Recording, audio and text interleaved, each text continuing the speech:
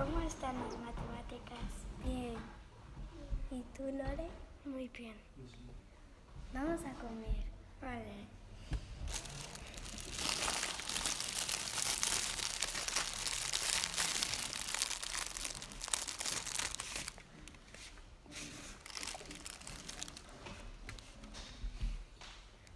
Vamos a jugar.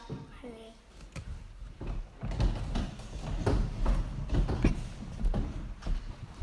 ¿Pero a dónde vais? Hasta.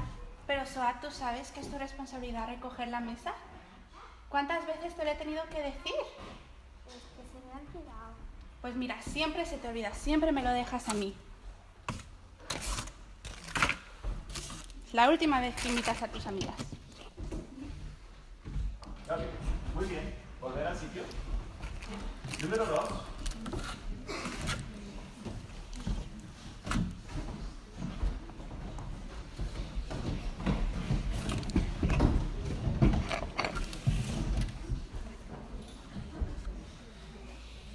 ¿Cómo te ha ido los exámenes? Bien. ¿Y tú? Bien. Vamos a jugar otra vez. Hola, chicas. ¿A dónde vais? Ahora.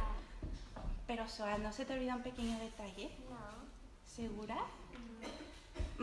Yo sé que mi responsabilidad es lavar los trastes, pero tú me puedes ayudar a recoger la mesa. ¿Qué tal si me ayudas ahora? Igual tus amigas nos quieren ayudar también. ¿Sí? Vale, vamos. Eso, muy bien. Muy bien, vale. Podéis con eso, ya podéis volver al sitio. No sé si seréis actrices profesionales, pero habéis hecho el trabajo muy bien. Gracias. Ahora, ¿cuál es la ilustración tan sencilla, tan lógica? En la mesa, ¿cuántas veces perdemos nuestra santidad, nuestra gracia, dicho, bien dicho, ¿no? Cuando estamos en familia o estamos en la mesa y alguien hace algo o no hace algo que deben, normalmente es en el seno, en el ambiente de la familia donde solemos muchas veces perder nuestro testimonio y actuar, oye, la verdad es esta, ¿no? La verdad es que a Soa le tocaba limpiar la mesa, ¿no? Y se le había olvidado. Y entonces podemos llegar y explotar porque, oye, siempre tengo que hacer yo las cosas. ¿No suele pasar? Y podemos responder de dos maneras. En toda nuestra vida, el Señor nos manda a ser llenos de gracia y de verdad, porque es nuestro testimonio. Y es a través de esa gracia y verdad que la gente ve y escucha y responde y dice, ¿sabes qué? Es verdad. Eres diferente. Entonces, gracias señoritas y Andrea por vuestra ayuda allí. Es lo que es una ilustración sencilla, pero cuando Juan describió la gloria de Cristo, de Jesús, cuando Juan dijo, el Señor vino con gloria, dio dos características, de que estaba lleno de gracia y que estaba lleno de verdad. Entonces, vamos en esta mañana otra vez al Evangelio de Juan. Vamos a seguir viendo los diferentes pasajes y cómo Juan nos enseña al Señor Jesús en tantos diferentes escenarios. No repite un montón de milagros iguales, sino que todos son diferentes. A mí me fascina porque es la primera vez en mi vida que he visto, perdón, no me he dado cuenta que habían cambiado ya. Es la primera vez en mi vida que había visto, y ahora ya no me funciona, gracias. Sí, vale. Ahora. Ya no va, ahí. Es la primera vez en mi vida que había visto en el Evangelio de Juan las diferentes escenas que Juan escoge Son a propósito. Claro que sí, pero no, a veces leemos el Evangelio y bueno, pues qué bonitas son las historias y vamos de una a otra y no nos damos cuenta de que todo es parte de una imagen, es todo parte de un relato que Cristo está, o que Juan está dando acerca del Señor Jesús. En primer lugar vimos cómo trató con un Nicodemo, ¿no? Un religioso. Y cómo con gracia estuvo con él y le habló. Luego vimos en el siguiente, creo que era la madre de Jesús, ¿verdad? Cómo trató con su madre, teniéndole que decir a su madre terrenal, oye, aquí el que manda soy yo, no tú. Pero ¿cómo se lo dijo? Dijo la verdad, pero lo dijo con gracia. Y luego, yo creo que los di al revés, ¿verdad? Era primero el otro. Me estoy liando ya con el orden. Pero bueno, luego tuvimos, en segundo lugar, a Nicodemo, luego vimos a la mujer samaritana. Y fíjate qué diferentes son cada uno de esos. Está la madre de Jesús, está Nicodemo, con toda su religiosidad y todo su poder y toda su influencia, y luego está la mujer samaritana, que es casi el lado opuesto, ¿no?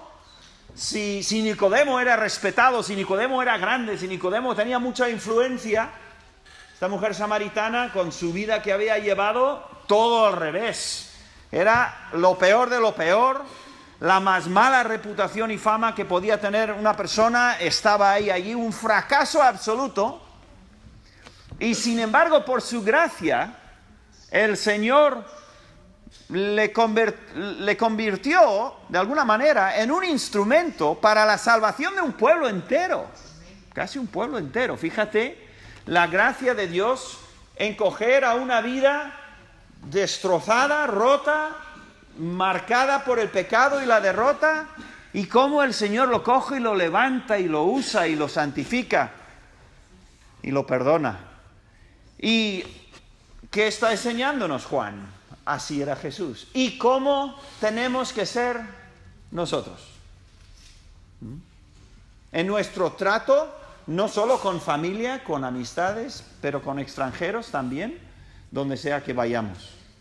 Luego vimos también, en el capítulo 5, la semana anterior, vimos el paralítico, ese del pozo. ¿Os acordáis del pozo de Bethesda que tenía los cinco pórticos y todo eso?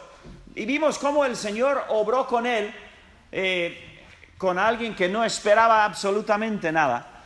Y cómo el Señor se arriesgó a sanarle el domingo, sabiendo la que iba a levantar. Eso iba a levantar de hecho, ahí empieza una persecución que termina, entre comillas, termina en la cruz, matándole. Y de alguna manera se podría decir que no terminó en la cruz porque Satanás todavía no ha dejado de luchar. Y no será hasta el último capítulo prácticamente del libro de Apocalipsis donde ya se zanja el tema y Satanás desaparece de nuestra existencia, en los que conocemos al Señor y estaremos con Él. Eso fue en el capítulo 5. Ahora en el capítulo 6 vamos a ver una historia muy, muy famosa, muy conocida por todos. Y vamos a leer el primer versículo del capítulo 6. Dice: después de esto, Jesús fue al otro lado del mar de Galilea, el de Tiberias. En la Biblia encontrarás varios nombres para este lugar. Se llama el mar de Galilea. Realmente, en teoría no es un mar, es un lago. Pero tiene ese nombre, mar de Galilea, tiene el lago de Tiberias, tiene varios nombres. El lago de Genesaret tiene varios. Y lo conocemos por diferentes nombres. Entonces a veces aparece con distinta denominación. Pero os quiero enseñar unas fotos de dónde sucedió lo que va a pasar hoy en el pasaje que vamos a ver. Tenemos ahí una foto del lago desde el norte. Bueno, yo tenía dos, a ver, ¿se me han desaparecido o qué? Solo hay uno. Así seguimos con temas tecnológicos. Vale, pues se han desaparecido dos fotos, pero bueno, tengo un vídeo de ese 6 minutos. No vamos a ver todo el vídeo, me lo va a poner ahí Dani. Es un señor, en inglés no escuchamos, deja el volumen fuera, es un señor en Galilea que nos va a enseñar, está al lado del mar, podéis ver, ¿no? Se puede ver, ¿no? Sí. Esto es Galilea, él está apuntando ahora hacia lo que sería Capernaum, la zona de Capernaum, ahora va a apuntar esa mancha blanca que se ve poco, es Tiberias, es la ciudad de Tiberias, y el Señor habla de esa ciudad a veces en el lago. Entonces va a hacer una panorámica y podéis ver el tamaño del lago, bueno, del mar. Ya veis que un mar normalmente no se ve al otro lado tampoco, y en este caso se ve completamente. Estos son los altos de Golán, eso es donde estuvo el endemoniado de Gadara, estuvo en esa zona de allí, y los 2000 cerdos y todo eso que pasó en esa escena. Y esto para el norte ya es de donde era Betesda y donde estaba Juan y Pedro, de donde eran los pescadores. Y es aquí donde este era su taller, de Juan y Pedro, Jacobo. Su taller era el mar de Galilea, porque es ahí donde pescaban y era su trabajo, ¿no? Y es ahí donde, en esta orilla, por esta orilla es donde, ya puedes apagar, en esa orilla es donde el Señor habló con esos pescadores. Bien, entonces, aquí dice, volvemos al texto, en el versículo 1 dice que vino ahí, vamos a ver, yo no sé qué más hay, bueno, dejamos ahí, de momento. Dice, ahora, en el versículo 2, mira lo que dice, es muy significativo. Yo mismo no me había dado cuenta de la importancia de este versículo 2 hasta mirarlo más de cerca en esta semana anterior. Bien, dice, y le seguía al Señor, o sea, de forma general, le seguía gran multitud. ¿Por qué? Porque veían las señales que hacía en los enfermos. Es muy importante esa frase, muy importante, porque nos da también el contexto de Jesús lleno de gracia y verdad. El Señor sabe muy bien por qué la gente le sigue. Es consciente de que la gente no le sigue porque le quiere. Le sigue porque les encanta, lo voy a decir de una manera un poco, les encanta el circo. O el teatro. No tanto el circo, que más bien el teatro. Les encanta el teatro porque donde va Jesús, hay milagros. Y el versículo 2, porque vamos a ver la alimentación de los 5.000, ya habéis visto el título, ¿no? Y todos hemos oído de esa historia, es una de las que siempre se dan en la escuela dominical también, que el Señor alimenta a los 5.000 hombres. Pero en el versículo 2, poniendo el contexto para la historia, Juan nos dice y nos recuerda que la gran multitud de la gente que seguía a Cristo lo hacía por intereses propios. O sea, por interés de uno mismo. Egoístas, podríamos decir. No es nada malo querer ver a alguien ser curado, sanado. No hay nada malo en eso. Pero cuando el Señor decía, ven y sígueme, no estaba diciendo, ven para ver los milagros que yo hago. ¿Vale? Eso es muy grande. Ese versículo, esa frase es muy grande, porque tenemos que hacernos la misma pregunta. ¿Por qué sigo a Cristo? Volveremos a ello en un momento. Pero es significativo porque yo he oído, y estos números no los sé ni siquiera procesar casi, pero yo he oído que más de 1.000 millones de personas en la tierra hoy se identifican como cristianos. ¿Vale? 1.000 millones, más de 1.000 millones, se identifican como cristianos. Sin embargo, es absolutamente innecesario demostrar que una mayoría de esos 1.000 millones no conocen a Cristo personalmente, en absoluto. pero se identifican, sí, yo soy cristiano. ¿Por qué? Pues porque nací aquí, porque pues, mis padres son, yo qué sé por qué. Un montón de razones hay. Entonces, tenemos que ver si no estamos hablando de lo mismo. ¿No estamos hablando de lo mismo? Gente que se interesa de alguna manera leve, ligera, superficial por lo menos, se interesa por Cristo, pero no tienen absolutamente nada que ver con Jesús. Pasan olímpicamente de Cristo y de su voluntad y de su palabra. Por eso yo tiemblo cuando escucho a alguien que dice ser creyente, que dice ser cristiano, y te das cuenta que ni siquiera lee su Biblia. Yo tiemblo cuando me dicen eso. Porque yo digo, ¿cómo puedes decir que sigues a Cristo cuando no estás con Él? Porque Él dice que nos va a encontrar en la palabra que nos ha dejado. Ahí nos va a encontrar. Aquí es donde vamos a encontrar al Señor, en su palabra, escrita. Y cuando una persona me dice eso, yo digo, pues, a ver,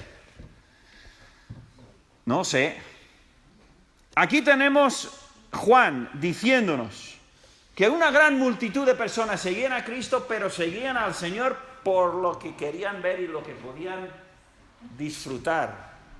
Pero no le seguían a Él. Entonces yo voy a mirar en el libro de Juan. A ver cómo se... A ver, yo me puse en las sandalias de Cristo durante unos minutos. En este sentido, me paré a pensar, aquí viene el Señor, el Dios del cielo, el Hijo de Dios, con toda su gloria, deja su gloria o parte de su gloria, lo deja arriba en el cielo, baja y se hace un hombre en un mundo miserable donde intentan matarle enseguida y toda su vida es prácticamente un sufrimiento de persecución porque nadie quiere saber de Dios y nadie quiere saber de Él y al final le matan y le ponen en una cruz y Él sabe todo el rato que eso va a suceder. Y Él sabe que a la mayoría de la gente que le siguen por intereses propios y sabe que cuando muere en la cruz lo único que tiene alrededor es un puñado de mujeres y algún que otro discípulo medio lejos, con todo el ministerio que ha hecho, con todos los miles de personas que ha sanado y con todas las personas que ha bendecido y ha animado y ha exhortado y ha ayudado, ¿cuántos le quedan? Y Él sabe muy bien que eso va a pasar. Y yo pienso, ¿cómo debía ser vivir sabiendo eso? Sabiendo que prácticamente nadie te ama, de verdad. Te siguen muchos, pero en cuanto dices unas palabras un poco duras, ¡piu!, se van. Y encontré un pasaje que me parece de lo más bonito en Juan, de las palabras de Jesús, y con esto vamos a seguir saltando, vamos a ir para adelante porque si no se nos va el tiempo. Pero voy a leer unos versículos, 3 versículos que son muy conocidos, y escuchar aquí el corazón de Cristo, el corazón de lo que Él quiere. Porque el Señor no está buscando seguidores de esta multitud, eso no es lo que está buscando. Él quiere adoradores que le aman, que reconocen quién es y que disfrutan estar con Él y le adoran como su Señor y Salvador. Eso es lo que busca. Prácticamente no hay nadie así. Y en Juan 14:1 dice a los discípulos, les dice, no se turbe vuestro corazón, ¿creéis en Dios? Dios, creed también en mí. En la casa de mi Padre muchas moradas hay, si así no fuera, yo os lo hubiera dicho. Voy pues a preparar lugar para vosotros, y si me fuere y os preparare lugar, vendré otra vez y os tomaré a mí mismo, y mira esta frase, para que donde yo estoy, vosotros también estéis.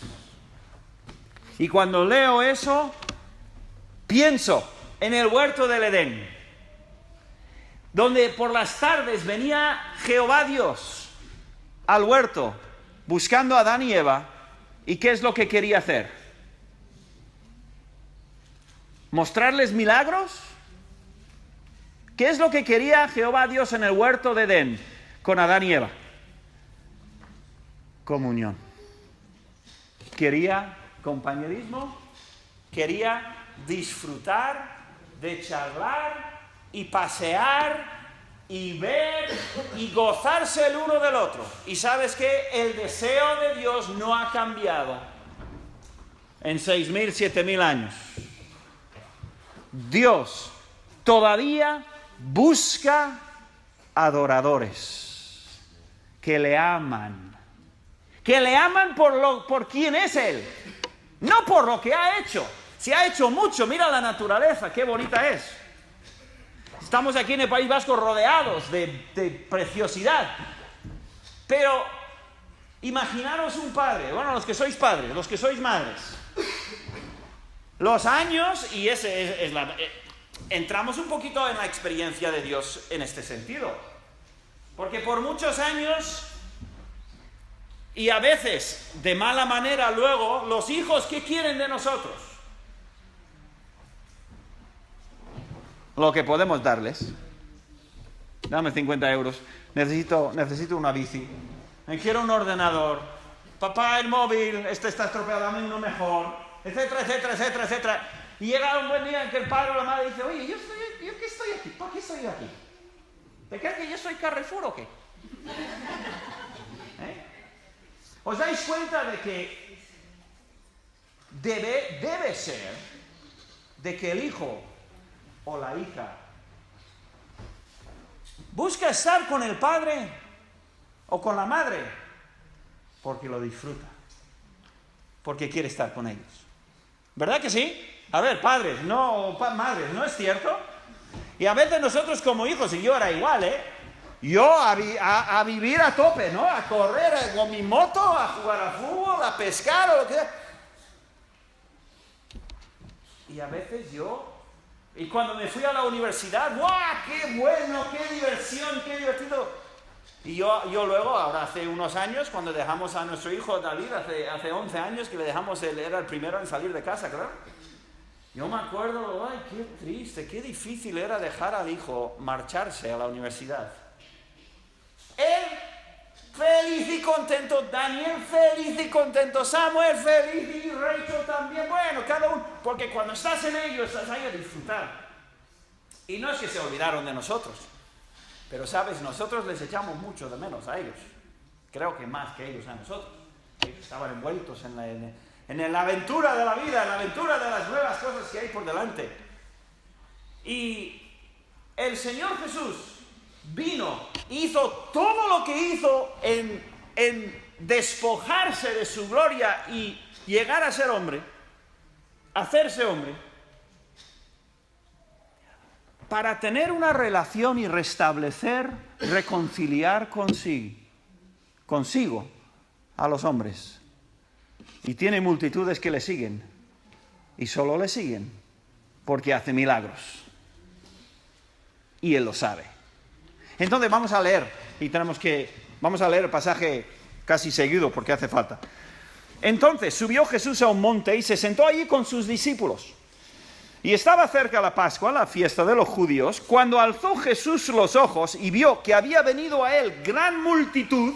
Bien, se le presenta una escena, un montón de gente viene. Y seguramente puede ver el mar de Galilea, así como en la foto anterior, un sitio precioso, y le viene un montón de gente.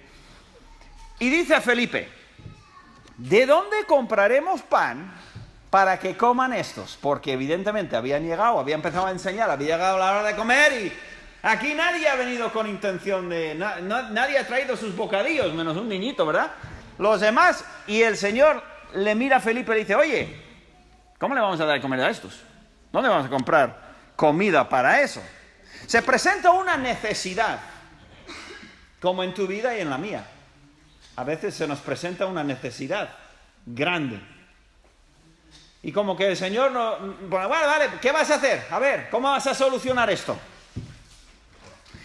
Y versículo 6 dice, pero esto decía para probarle, porque él sabía lo que había de hacer. ¿Sabes? El Señor Jesucristo tiene un plan perfecto para tu vida. Lo tiene absolutamente definido. Pero otra cosa es que tú y yo queramos saber cuál es la voluntad de Dios y la queramos hacer. Eso es otra cosa. Pero que Él tiene un plan, que Él sabe muy bien lo que va a hacer y lo que puede hacer y lo que quiere hacer, porque nos deja tanto a nosotros, increíblemente nos deja tantísimas decisiones a nosotros. Él sabía muy bien. Felipe no tiene ni idea, le respondió, 200 denarios de pan no bastarían para que cada uno de ellos tomase un poco. ¿Cuántos son 200 denarios? ¿Cuántos de vosotros gana un denario? A ver, ¿alguien aquí cobra en denarios? No, ¿verdad? Entonces, 200 denarios no te dicen absolutamente nada, ¿a que no? Pues a mí tampoco. Hasta que empecé a hacer numeritos y figuritas y hacer unas consultas y tal. Más o menos, al día de hoy, 200 denarios serían, más o menos, 15.000 euros. Aquí.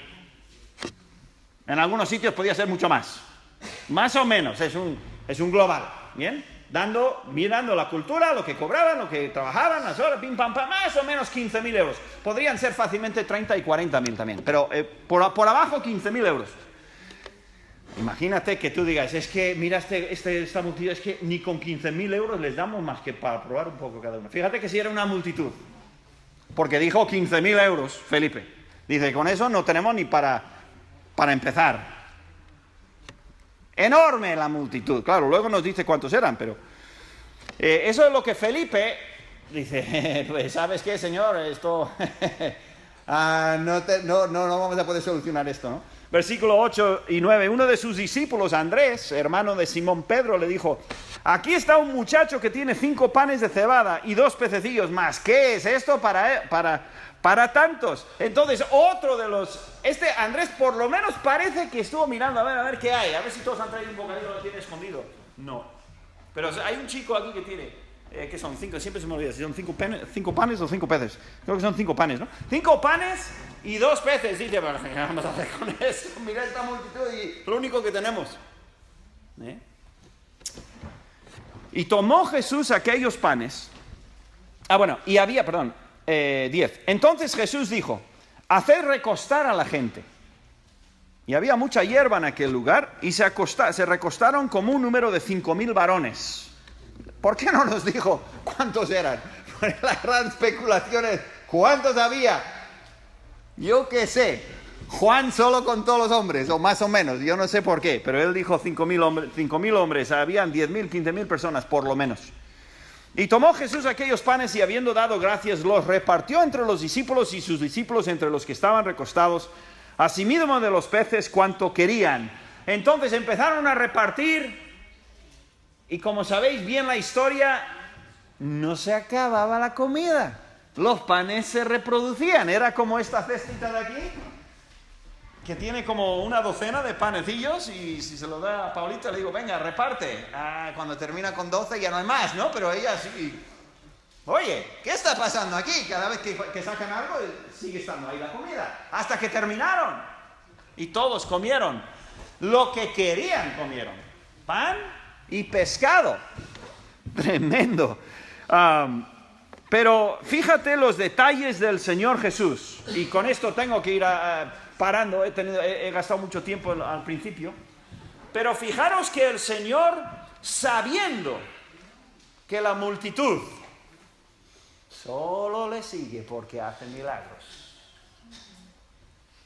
sigue enseñando y sigue proveyendo incluso comida que no tendría que hacer, no tenía absolutamente ninguna obligación.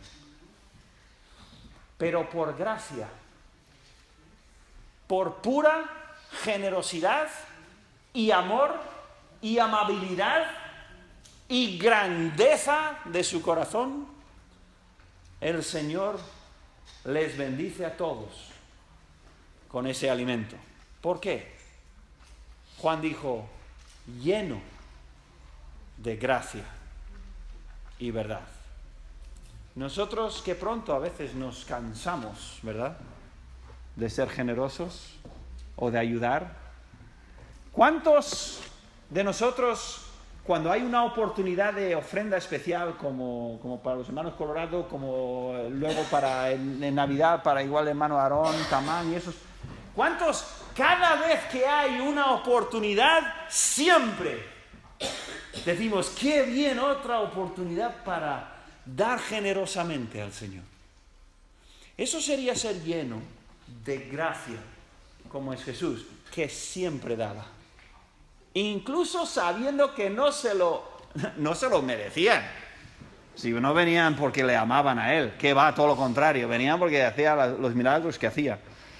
Después el Señor nos enseña, y algunos puntos ya para ir terminando sobre la gracia. Mira cómo el Señor toma estos detalles, toma estas circunstancias para enseñarnos cómo debemos de actuar como cristianos. Fíjate qué hace el Señor antes de repartir el pan. ¿Qué hizo? ¿Te acuerdas? ¿Qué dice el texto? Dio gracias. ¿No solemos dar gracias al Señor antes de comer? ¿Lo haces en público? Espero que sí. ¿Pero qué hizo el Señor? Nos enseñó que es bueno dar gracias antes de comer.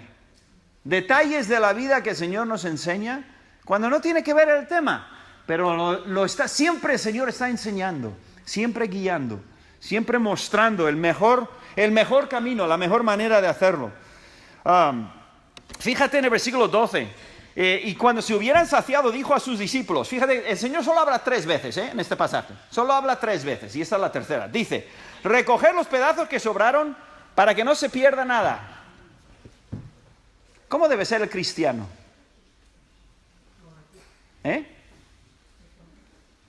¿Cómo has dicho? ¿Economizando? Bueno, sí. Ahorrativo. Bien.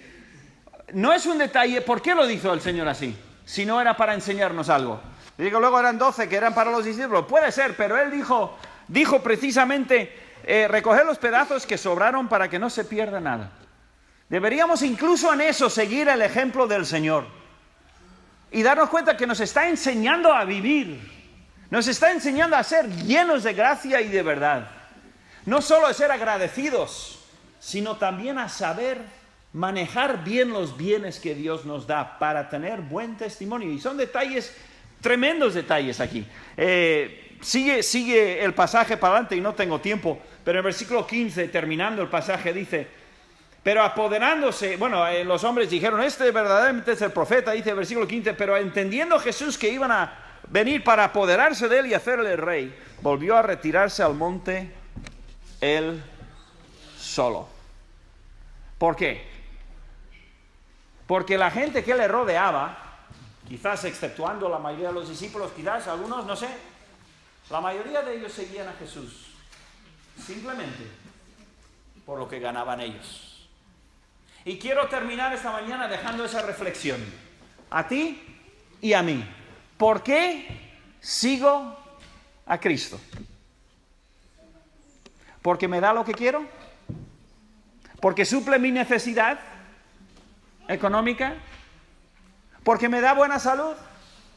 ¿Por qué sigo al Señor? ¿O le sigo quizás? Le sigo quizás porque estoy aprendiendo a amarle. Porque es mi precioso Salvador. Es la persona que más me ama en todo el universo. Es la persona que más me ha dado de todos los que hay y que existen. Nadie me ha dado tanto como el Señor Jesús. Tiene más paciencia conmigo, es más generoso conmigo, es más amable conmigo, es más tierno conmigo que nadie más. Y por eso le sigo. Por eso quiero vivir para Él. No porque es que me va a ayudar a pagar la letra. No. ¿Por qué seguimos a Cristo? Espero que no sea simplemente porque la vida nos va mejor. Deberíamos seguir a Jesús y amarle. Seguirle a Jesús porque le amamos. Y Él merece todo nuestro amor y desde luego nuestra adoración. Vamos a orar, vamos a tomar 30 segundos para orar, cada uno allí, y hazte esa reflexión. Y dile al Señor igual por qué le amas. Y con eso terminamos.